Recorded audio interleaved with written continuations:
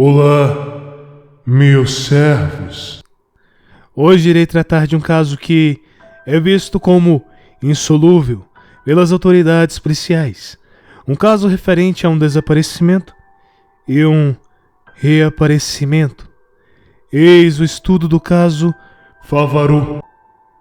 O caso Favarô é um desses casos em que se estuda em faculdades, em cursos de formação policial, se teoriza com os amigos sobre o que pode ter acontecido e o que de fato aconteceu, juntando peças e provas, e por fim, não chegando a conclusão alguma, pois qualquer conclusão que se chegue foge da materialidade dos fatos, indo para o campo do imaginário, do contrafactualismo.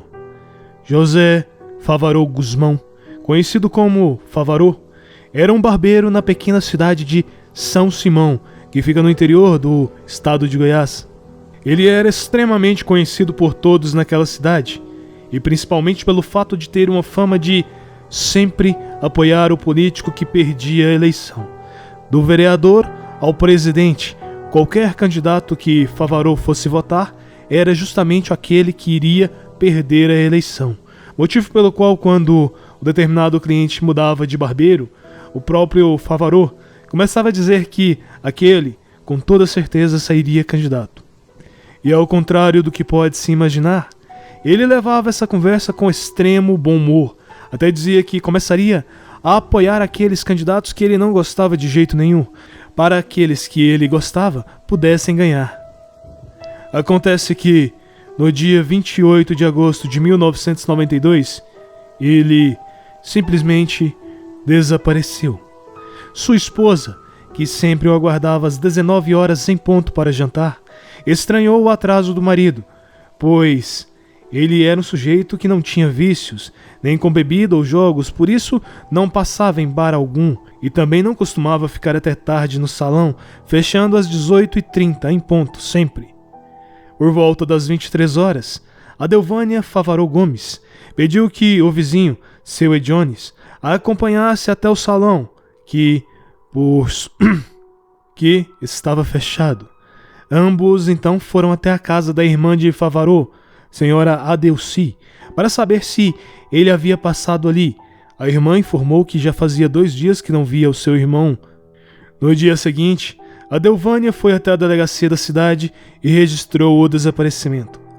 Desde então, José Favarô Guzmão é tido como desaparecido. Seu último cliente da noite foi o senhor Juarez Borja, que, ao saber do desaparecimento, procurou a esposa do barbeiro para contar o que havia acontecido na noite anterior.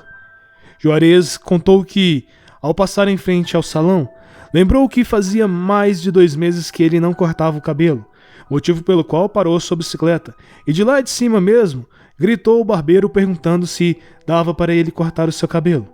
O barbeiro, por sua vez, fez que sim e fez gestos para que ele entrasse na barbearia. Ele informou, posteriormente, em seu depoimento que achou o comportamento do barbeiro estranho. Apesar de ter aceito cortar o seu cabelo, ele parecia ansioso com algo e toda hora olhava para o relógio que ficava acima do espelho da barbearia. Após cortar o cabelo de Borja, Favarô disse que era para ele entregar o dinheiro para sua esposa no outro dia e já foi organizando tudo para fechar. Seu Borja, que é um sujeito extremamente sistemático, disse ter achado ruim ele ter praticamente tocado ele do salão sem dizer uma palavra. O depoimento de Adelvânia Favarô Gomes, esposa do desaparecido. Ela disse que o marido estava muito bem. Ele era um bom marido, sem vícios, ou melhor, seu único vício mesmo era assistir Fórmula 1 todos os domingos, e que seu maior sonho era assistir ao vivo uma corrida de Ayrton Senna. Ressaltou que a única coisa estranha que vinha acontecendo era que ele estava com dificuldades para dormir, alegando que as luzes estavam incomodando ele a noite toda. De acordo com ela, as luzes que o marido se referia eram luzes dos veículos que, ao virarem a esquina, iluminavam a janela do quarto do casal, que dava justamente para a rua. Teve de colocar uma cortina negra, mas mesmo assim, as luzes continuavam entrando pelas frestas do telhado, o que continuava a incomodar o marido.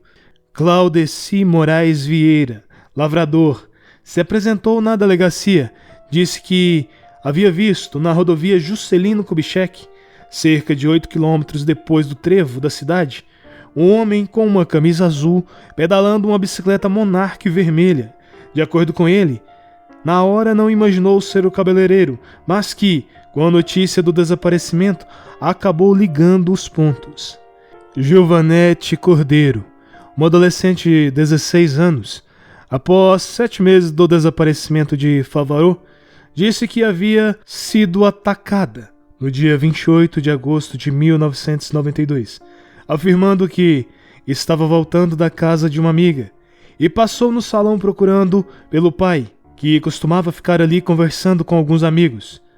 Favarot, por sua vez, a chamou para dentro, dizendo que o pai dela já voltaria, e então fechou as portas e a atacou. A polícia então passou a tratar o ocorrido como fuga, e a justiça emitiu um mandado de prisão para o homem. Pedro, simplesmente Pedro, é o nome do peão que encontrou a bicicleta próximo a uma cachoeira e disse ter identificado passos rumo à Serra de São Simão. Carlos Figueira, bombeiro militar, 2 semanas depois, enquanto caminhava pela Serra de São Simão, junto com mais 8 trilheiros, encontrou uma camisa, uma calça e sapatos, e uma cueca, todos dobrados e dentro de uma sacola verde. Jorge Mendes, o Jorginho do Claudeci, serralheiro, após o desaparecimento de Favarot, compareceu à delegacia voluntariamente para informar que, 15 dias antes, Favarot havia encomendado um gancho de 4 pontas, com um suporte no meio, para amarrar uma corda, e disse que não podia ser muito pesado, pois era para ser arremessado. Ivonei Batista, melhor amigo de Favarot, após ter se aposentado, passava o dia inteiro na barbearia. Disse que não percebeu nada de estranho, que era amigo há muitos anos de Favarot e os dois brincavam muito. Quando questionado sobre o gancho, perguntado se Favarot tinha interesse em esportes radicais, respondeu que não, mas que havia sido chamado pelo amigo para ir até a Serra de São Simão para pescar e acampar naquele dia. Disse que recusou, pois era uma quarta-feira, e o amigo respondeu dizendo que não fazia diferença para ele, pois ele não trabalhava, já que era aposentado, motivo pelo qual ele foi embora irritado, mas não com raiva do amigo. Oficialmente, o caso foi investigado como desaparecimento voluntário. Um sujeito, cansado com a vida que levava, decidiu simplesmente ir embora. As pessoas na cidade, no entanto, tinham uma opinião diferente. Alguns disseram que ele havia feito uma promessa de escalar uma cachoeira pelado, motivo pelo qual ele tinha tirado as roupas e colocado em uma sacola. No entanto, ao escalar a cachoeira, o gancho não se provou firme e ele acabou caindo e morrendo afogado, e muito provavelmente o seu corpo foi levado pela correnteza. Mas, com o depoimento de Gilvanete, mais 2 hipóteses surgiram. A primeira foi quanto ao medo de ser preso, o que levou ele a se matar, e que talvez o gancho fosse para prender ele no fundo de algum rio, o que não foi corroborado, vez que ele havia encomendado o gancho dias antes do suposto acontecimento. A segunda hipótese foi que ele decidiu de fato fugir devido ao crime. Ocorre que, em 2002, Gilvanete Cordeiro entrou com investigação de paternidade acumulada com pensão alimentícia em favor de seu filho, tendo como suposto pai Paulo Benito Pinheiro. Quando a mulher de Favarot soube, foi até a delegacia e informou o ocorrido. Gilvanete foi chamada e compareceu à delegacia e revelou que de fato havia mentido, pois precisava dizer algo para seu pai e, temendo que o pai matasse Paulo Benito por tê-la desvirginado, inventou que havia sido atacada por Favarot, alguém que não seria atacado pelo pai, e poderia muito bem ser considerado pai da criança, já que estava desaparecido e o homem não tinha um filho para então comparar as feições. Porém, Devido às novas circunstâncias enfrentadas por ela, e como Pedro Benito estava bem de vida em suas palavras, ela não achou justo privar o filho da convivência com o pai e sem uma pensão alimentícia digna. Mas, como foi dito no início, essa é uma história complexa, que foge um pouco da realidade, pois, com o depoimento do Sr. Dorvalino Guedes e de sua esposa Esther Guedes, que possuem uma propriedade próximo à Serra de São Simão, onde as vestes de Favaró foram encontradas, eles afirmaram que, para aquelas bandas, a serra, no dia do desaparecimento em específico, viram várias luzes no céu, indo de um lado para o outro, como se procurassem algo. Mas essa história não acaba aí. Em uma propriedade rural, na cidade de Arkadelphia, no estado do Arkansas, nos Estados Unidos, em 1º de outubro de 2002, foi encontrado um corpo humano totalmente esmagado. Não somente isso, de acordo com a perícia, o sujeito caiu a pelo menos 520 quilômetros e havia partes do corpo que estavam congeladas e o pulmão do cadáver estava cheio de ozônio. A morte, ao contrário do que se imagina, inicialmente não foi pela queda em si, pois o homem já estava morto muito antes de cair. Em seus pulmões acharam uma quantidade absurda de ozônio e quase nada de oxigênio, fazendo com que o sujeito tenha morrido asfixiado, sem ar de fato. Apesar do corpo estar totalmente desfigurado, conseguiram traçar que o homem tinha origem latino-americana. Dr. Edmund Van Hensen, professor da Universidade de Norfolk, foi o primeiro a faticamente afirmar que o corpo havia caído diretamente do espaço.